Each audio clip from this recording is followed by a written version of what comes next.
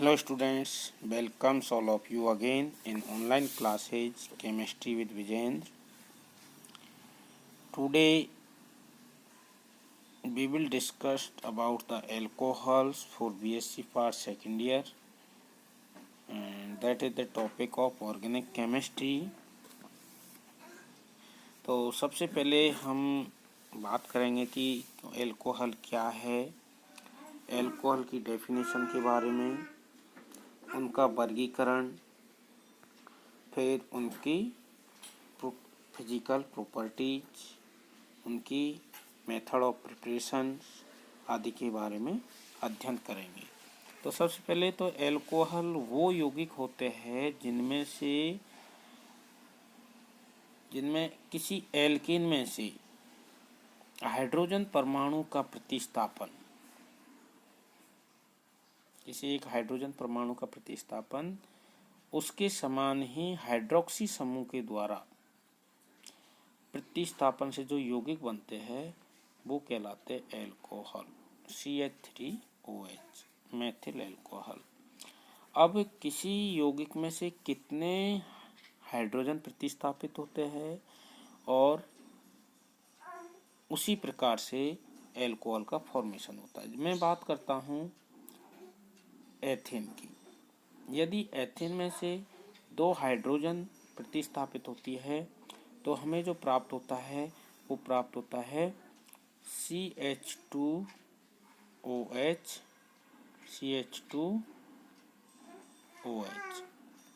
ठीक है, ethyl alcohol, या हम इसको पढ़ेंगे डाइहाइड्रिक अल्कोहल या एथिलीन ग्लाइकॉल, ठीक है।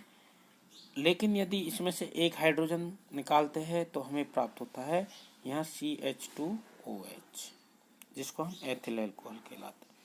कहने का मतलब किसी एल्केन में से कितने हाइड्रोजन का प्रतिस्थापन हाइड्रोक्सी समूह के द्वारा किया जाता है उसके हिसाब से हमें monohydric alcohol, dihydric alcohol, trihydric alcohol और पॉलीहाइड्रिक अल्कोहल जैसे सॉर्बिटॉल, मैनिटॉल आदि प्राप्त होते हैं।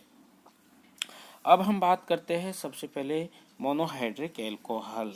जैसे कि अभी हम बात कर चुके हैं कि एल्केन जो यौगिक होता है, एल्केन जो होते हैं उनमें से कितने हाइड्रोजन परमाणु का प्रतिस्थापन किया जा रहा है उसके आधार पर हमने अल्कोहल का वर्गीकरण किया है।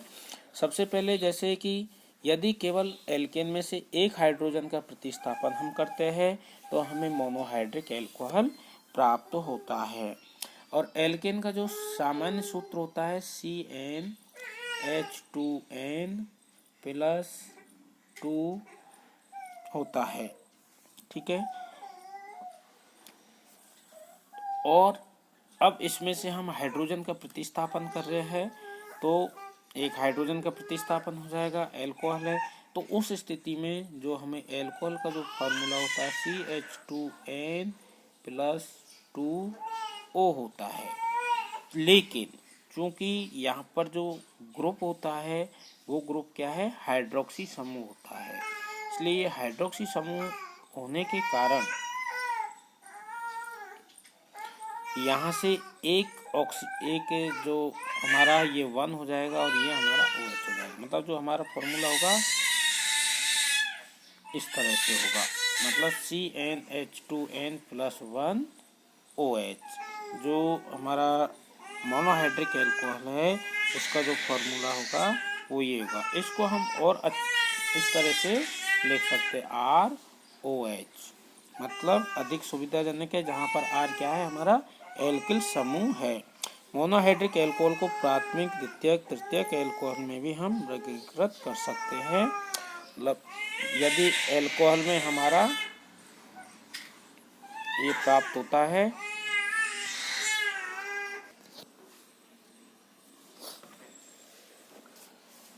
तो मोनोहाइड्रिक अल्कोहल को हम प्राथमिक, द्वितीयक और तृतीयक अल्कोहल में भी वर्गीकृत कर सकते हैं। उसमें क्या होता है कि हाइड्रोक्सी समूह क्रमशः प्राथमिक कार्बन परमाणु से द्वितीयक कार्बन परमाणु से या तृतीयक कार्बन परमाणु से संलग्न रहता है। जैसे हम बात करते हैं, मान के चलो CH3OH, तो ये कहलाता है प्राथमिक अल्कोहल। ठीक है, ये सब क्या है? Primary alcohol. मतलब अब इसमें हम बात करते हैं CH3CH2OH, ये भी क्या है?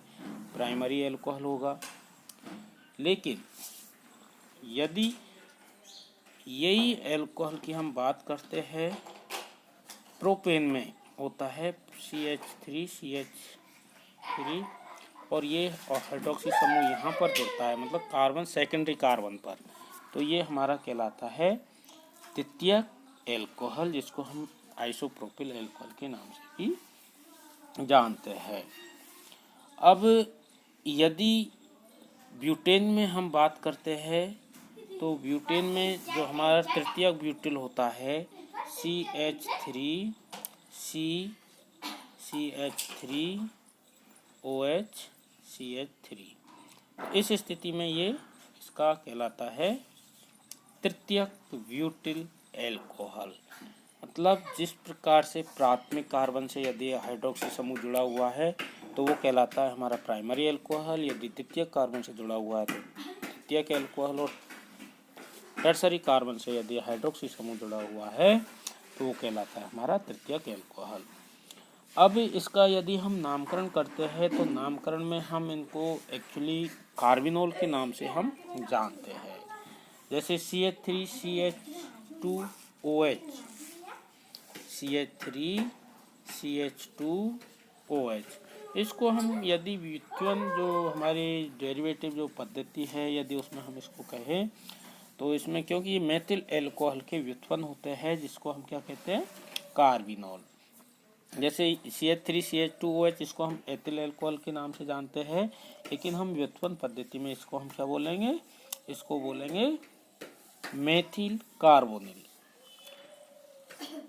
Methyl carbonyl. अब हम कहें कि सेकेंडरी ब्यूटिल अल्कोहल को हम कहते हैं एथिल मेथिल कार्बोनिल। जैसे देखिए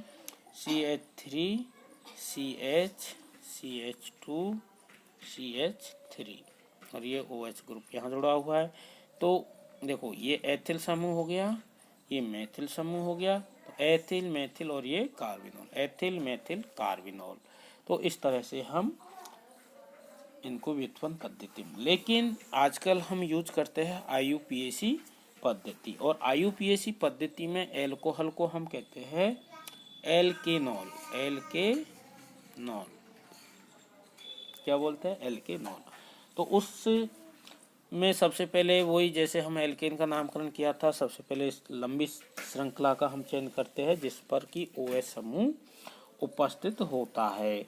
उसके बाद में हम श्रृंखला का अंकन उस सिरे से करते हैं जिससे कि OH समूह वाले कार्बन परमाणु को सबसे न्यूनतम संख्या मिले। इसी प्रकार से जहाँ पर OH समूह जुड़ा हुआ है उसकी स्थिति को दर्शाने के लिए उसकी कार्बन संख्या लिखते हैं। यदि श्रृंखला में कोई अन्य प्रतिस्थापी भी उपस्थित है तो उनको नामों से पूर्व उनकी स्थिति दर्शाते हुए अंग्रेजी वर्णमाला के क्रम में हम लिखते हैं। जैसे कि हम यदि एक एग्जाम्पल देखें,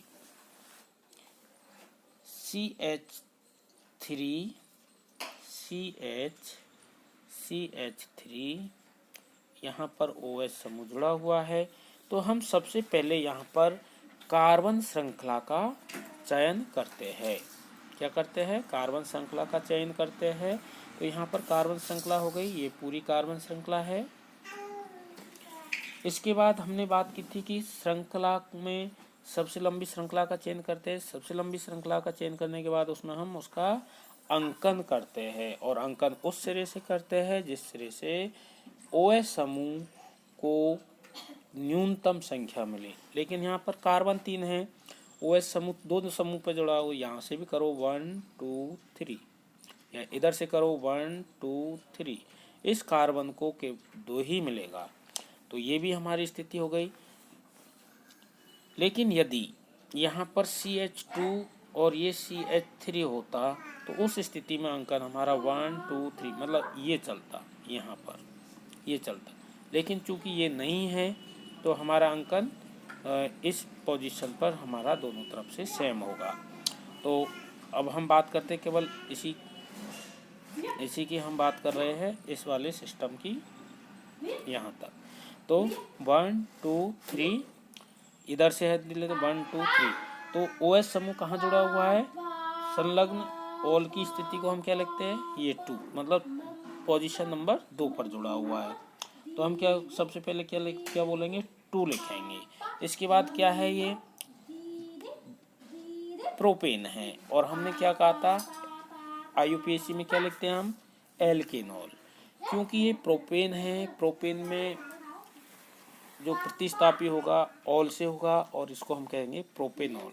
तो ये हमारा होगा 2 प्रोपेनॉल।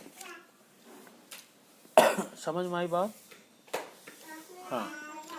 लेकिन यदि हम बात करते हैं इस सिस्टम की CH3 CH CH2 CH3 और ये OS समूह यहाँ जुड़ गया है, तो इस स्थिति में हमारा जो सबसे लंबी कार्बन श्रृंखला का चयन हम करते हैं, ये हमारी सबसे लंबी कार्बन श्रृंखला हो गई यहाँ तक। अब इसमें हम करते हैं अंकन। तो अंकन हम किधर से करेंगे? यहाँ से या यहाँ से? हम यहाँ से करेंगे, यहाँ से नहीं, क्योंकि इधर से हम करते हैं 1 2 3 4। तो हमें इस जो OS समूह जुड़ा हुआ है उसको न्यूनतम संख्या मिलती है, इसलिए हम इसका अंकन इस साइड से करते हैं CH3 CH। तो यहाँ पर जो पोजीशन और हाइड्रोक्सिन 2 है और क्या है? ये ब्यूटेन है। तो ब्यूटेन को हम एल्केनॉल के रूप में लिखेंगे, तो ब्यूटेनॉल 2 ब्यूटेनॉल। ठीक है। इसको हम यदि व्युत्पन्न में हम करते तो एथिल मेथिल कार्बिनॉल। तो ये तो हो गया इनका नामकरण। इसके बाद में मेथड ऑफ प्रिपरेशन पर हम आते हैं।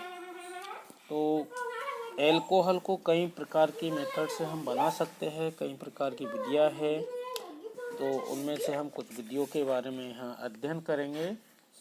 कि सबसे पहले हम बात करते हैं एल्कीन से ऑक्सीमर्क्यूरीकरण बीमर्क्यूरीकरण के द्वारा। मतलब एल्कीन से हम एल्कोहल किस तरह से बनाएंगे उसको जो कहते हैं, जैसे कि एल्कीन मर्क्यूरिक एसीटेट के साथ में, जो एल्कीन होता है हमारा एल्कीन मर्क्यूरिक एसीटेट के साथ में क्या होता है? उसका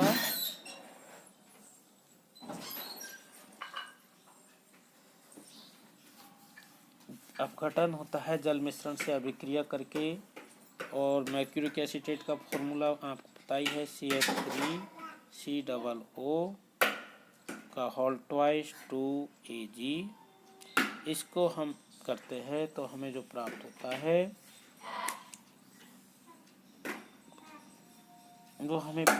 है एल्कोहल। मतलब कि एल्कीन मर्क्यूरिक एसीटेट के साथ टेट्राहाइड्रोफ्यूरोन तथा जल मिश्रण से अभिक्रिया करता है और क्या बनाता है? मर्क्यूरी यौगिक बनाते हैं। और ये मर्क्यूरी यौगिक जो होता है हमारा, ये होता है इस तरह से COH C और ये Hg OCH3 double bond O। ये मर्क्यूरिक यौगिक होता है। इस मर्क्यूरिक यौगिक जो बनता है उसको हम कहलाते हैं ऑक्सीमर्क्यूरीकरण। लेकिन ये मर्क्यूरी यौगिक सोडियम बोरोहाइड्रेट, ये वाला जो यौगिक होता है वो सोडियम बोरोहाइड्रेट NaBH4 के साथ अभिक्रिया करके और सोडियम बोरोहाइड्रेट के साथ अपचयित होकर के क्या कर देते हैं? एल्कोहल देते हैं, जिसको हम क्या कहते, ये पद क्या कहलाता है हमारा? बीमर्क्यूरीकरण। जो हमारा जो यौगिक था हमारा COH Hg, ये हमारा OCCH3 डबल बॉन्ड O, ठीक है। ये हमारा NaBH4 के द्वारा अपचयित होता है, जिसको हम कहलाते हैं बीमर्क्यूरीकरण, और हमें जो यौगिक प्राप्त होता है COH, ये हमें एल्कोहल इस तरह से प्राप्त होता है,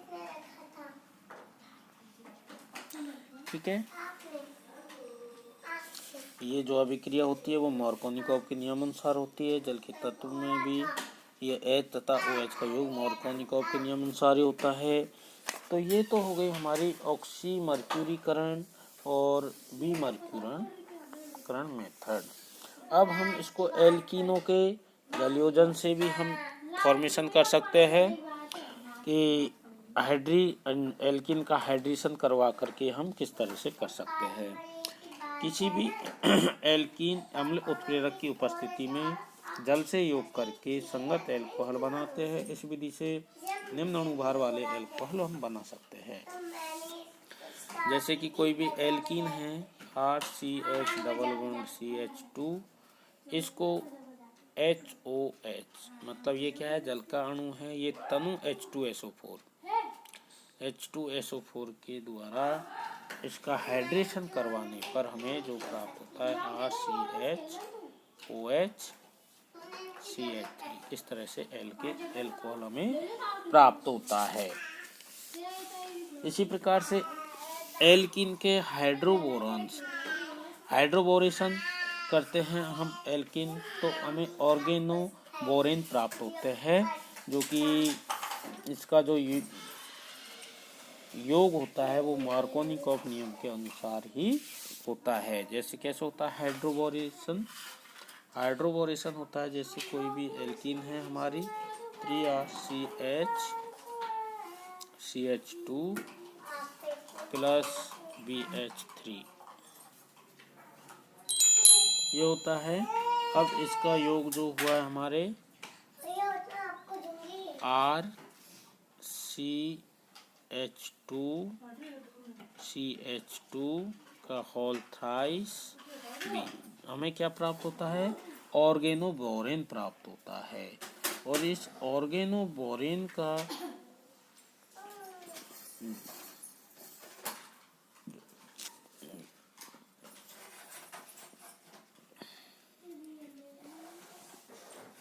को हम जब जल के साथ अभिक्रिया करवाते हैं तो हमको वापस से क्या प्राप्त होता है, एल्कीनॉल या एल्कोहल प्राप्त होता है। क्योंकि जो बोरोन इलेक्ट्रॉन स्नेही और हाइड्रोजन नाभिक स्नेही का अभिक्रिया का कार्य करता है, तो एल्कीन की बोरेन के साथ अभिक्रिया पर mono alkyl borane, di alkyl borane तथा ट्राई एल्किल बोरेन प्राप्त होते हैं, और इसी के आधार पर हमें एल्कोहल प्राप्त होते हैं। यहाँ इसका हम करते हैं, जैसे ऑर्गेनोबोरेन हमें प्राप्त हुआ, मान के चलो RCH2CH का होल थ्राइस बोरोन, ये हो गया ऑर्गेनोबोरेन। इसका हाइड्रोक्सी HOH प्लस NaOH, ये हम इस प्रकार से ऑक्सीकृत हम करवाते हैं, तो हमें ये